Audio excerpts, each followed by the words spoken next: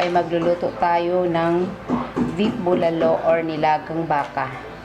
Ang una-unang mga ingredients ay ito: beef chunk, tubig panlaga,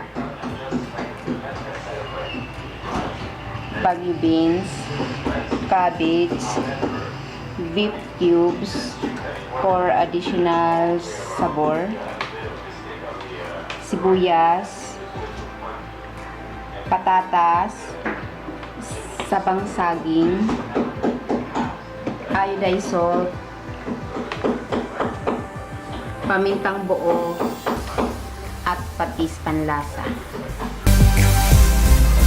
Pakuluan natin ang baka hanggang sa lumambot.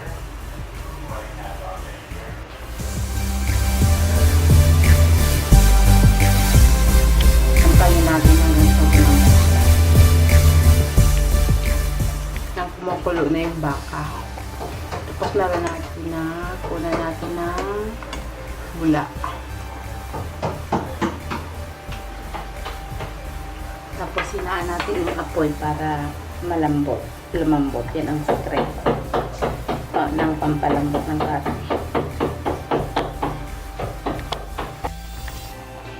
Ilagay na natin ang mga gulay.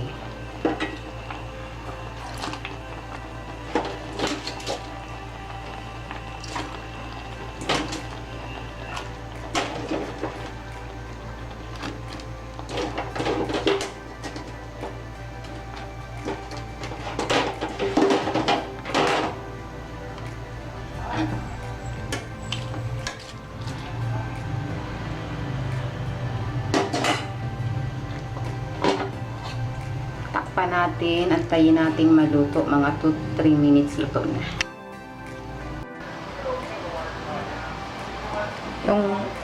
Ito na yung finished product ng bulalo.